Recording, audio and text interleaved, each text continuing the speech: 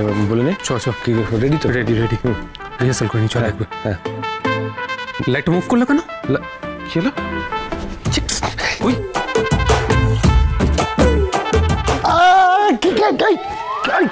এক্ষুনি শুরু হবে, কাজটা কর ঠিক করে। কাজ তো করছি আমি। কাজটা করছো কি? লাইটটা সরে যাবে, সোজা না, মুখ থেকে আলো সরে যাচ্ছে। আর এই যে ঋতু, তোমার যদি কাজ করতে ইচ্ছে না করে, যাও কি কর্তাদের দুপাশে বসে পড়ো। কি ওর কাজ করতে ইচ্ছে করছে তো? হ্যাঁ, লাইটটা ঠিক করে ফেলতে হবে। ঠিক করে কর। লাইট যার উপর পড়ার কথা তার উপরই পড়ছে। যা তো লাইট ফেলতে হবে।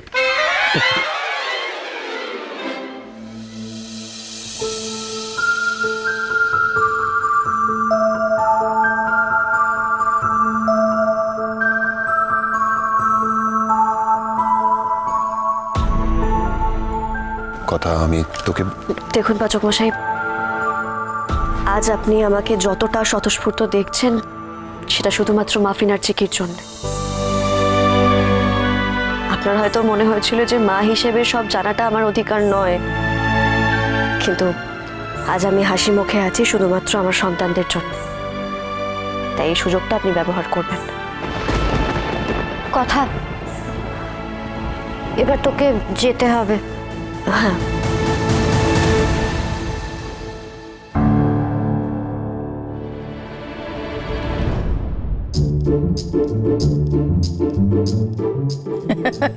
দেখো কর্তামশাই, দেখো কতগুলো পপকর্ন নিয়ে বসেছে। দেখো সবাই সিনেমা দেখার সময় পপকর্ন খায়, আমার না নাচনটাকে সবাই পপকর্ন খাচ্ছি।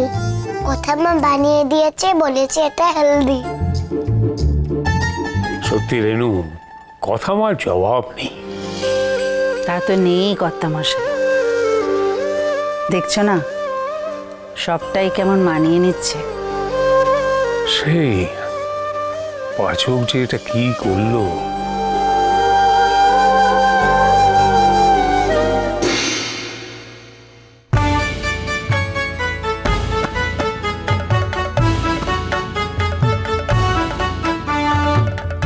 নমস্কার, আমাদের আজকের নাটকে আপনাদের সবাইকে স্বাগত।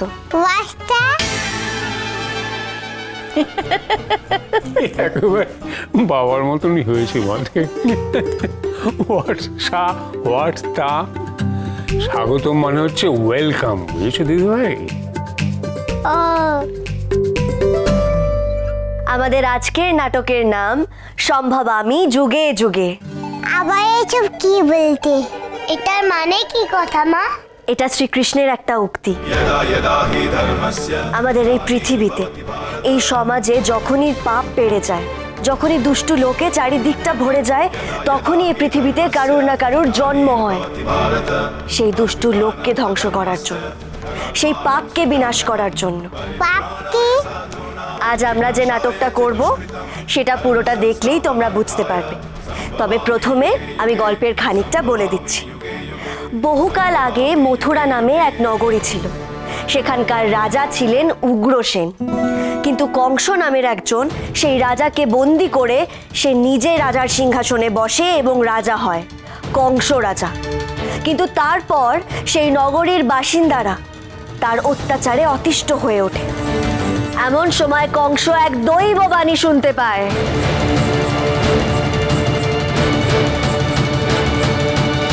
তোর বোন দেবকীর অষ্টম গর্ভের সন্তান তোকে ধ্বংস করবে। এই পৃথিবীকে রক্ষা করার জন্য, তোর পাপ থেকে মুক্ত করার জন্য দেবকীর অষ্টম গর্ভের সন্তান তোর মৃত্যুর কারণ হবে।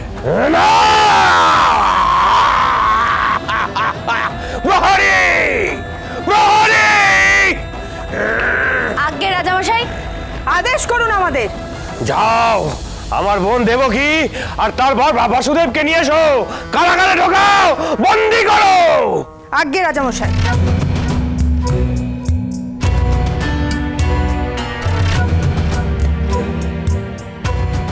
আমাদের বন্দি করলেন কেন? ছাড়ুন, ছাড়ুন।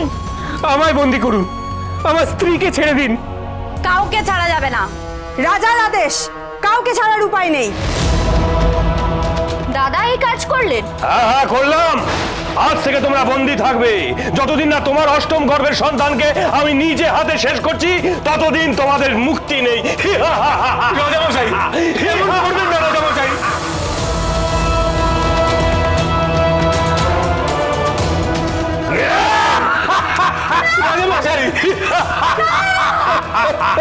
এরপর যতবার দেবকীর সন্তান জন্মগ্রহণ করে, যতবার কংস শিশুর কান্না শুনতে পায়, ততবার কারাগারে ফিরে আসে আর নিয়ে যায় দেবকীর কোল থেকে তার সন্তান।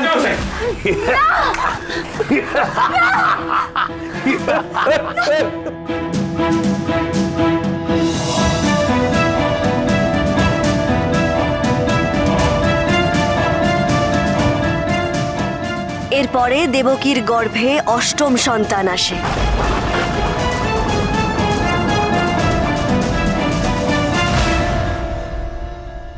একে একে 7 সন্তান নষ্ট করার পর যখন দেবকী অষ্টম সন্তান জন্ম দেবে, তখন কংস তার কারাগারে আরো কঠিন পাহারার ব্যবস্থা করে। এই তো অষ্টম গর্ভ দেবকী, একেও যদি নিয়ে যায়। জানি না কি হবে। প্রহরী, এবারে পাহারা আরো করা হবে। দেবকীর অষ্টম গর্ভের সন্তান আসছে, সে যেন বাঁচতে না পারে।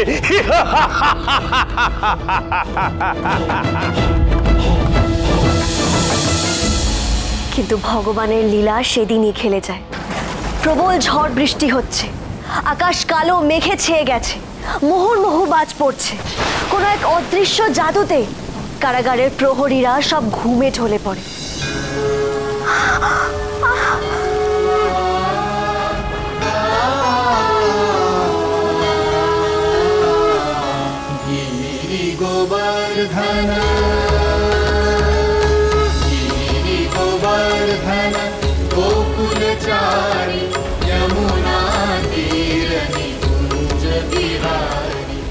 ঠিক এমন সময়ে দেবকী সন্তানের জন্ম দেয়।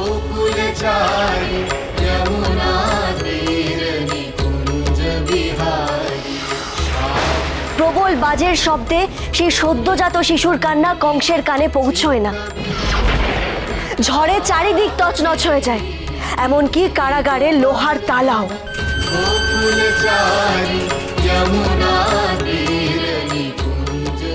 আপনি এখনই ওকে নিয়ে বেরিয়ে পড়ুন, এই বাচ্চাকে আমাদের বাঁচাতেই হবে।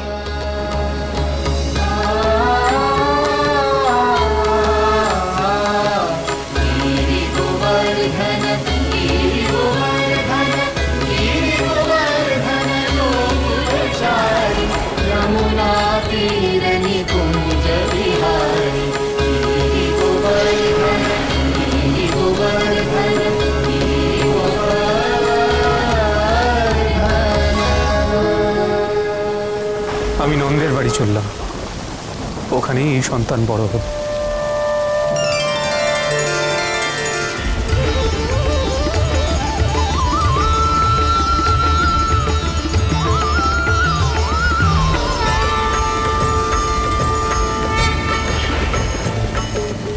সেই রাত ছিল ঝড় জলের, নদী উত্তাল।